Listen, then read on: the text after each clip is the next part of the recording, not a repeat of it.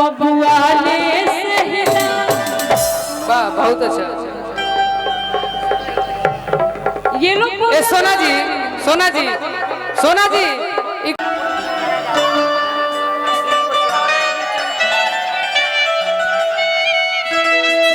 हट दिखाव जली हमारा के कुड़ी टका 50 पे चुमाए हमर सुना कि झूठे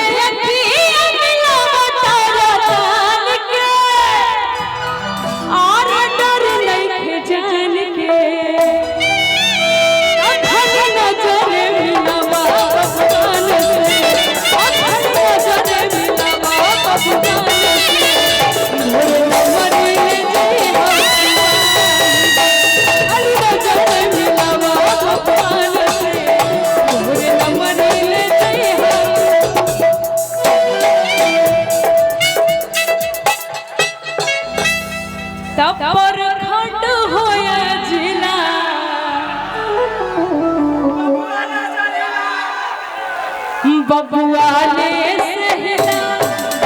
वाह बहुत अच्छा।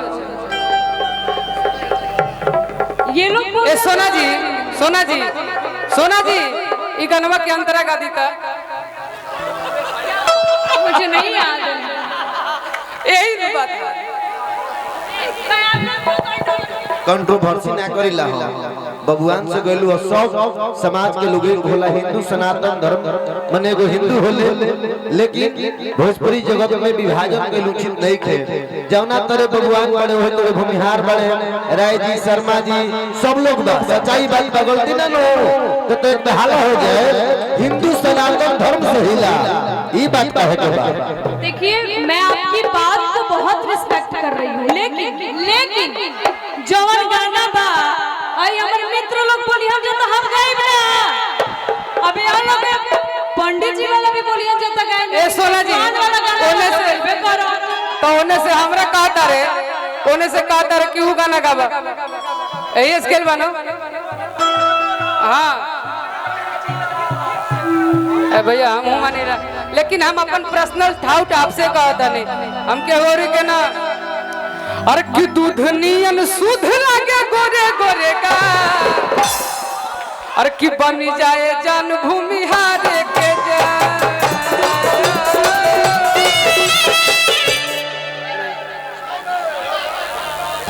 आवाज नहीं आ रहा है बताइए मेरा माइक में काट दे रहे हैं। अरे कि परखंड हो या जिला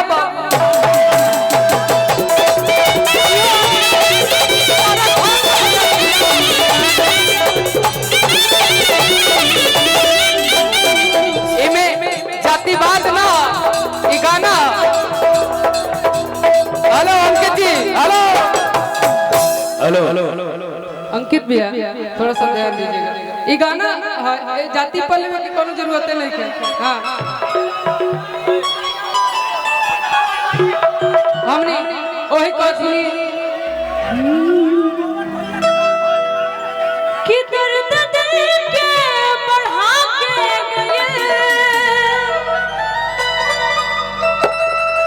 और लगा के गए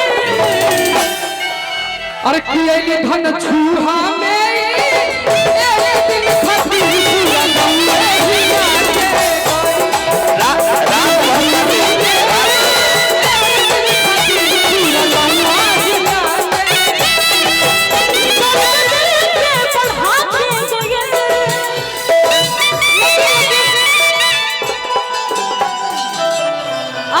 राज कर राज हम होल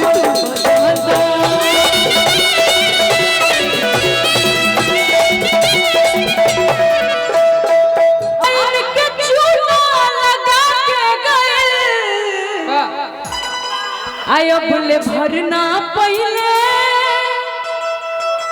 अरे उतना ता देह पकड़ जा दरा के गए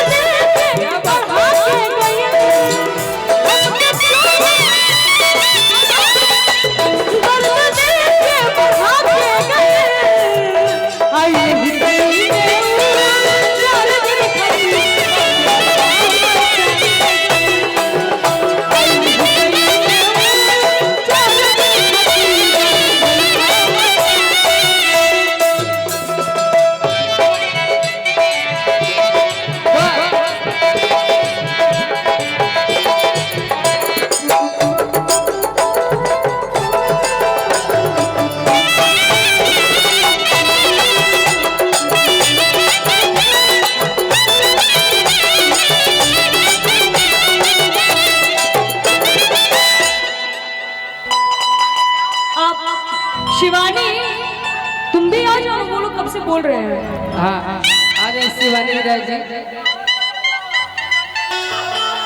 अच्छा घर की राज का सोना हो महल केहू से ना रुके हाँ तू हमले खचल दा कि केहू से ना रुके हाँ तू हमले खचल दा आ राज कर राजा हो महल तू बदल दा आ राज कर राजा हो महल तू बदल दा बीच में जे आवा तलात से मसल दा बीच में जे आवा तलात से मसल दा राज कर राजा हो महल तू बदल दा राज कर राजा हो महल तू बदल दा। लेकिन मैं आप लोगों के लिए बोलूंगी कि रंगदार करा मरमारी करा आई है चाहतन सबका पभारी करा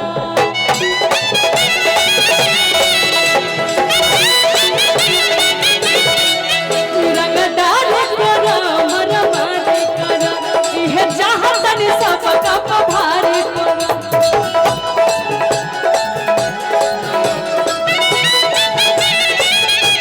बीच में जे आवत तलात से मसलदा बीच में जे राज कर राजा हो महल तू बदल दा अब कभी से बिकुलिया भैया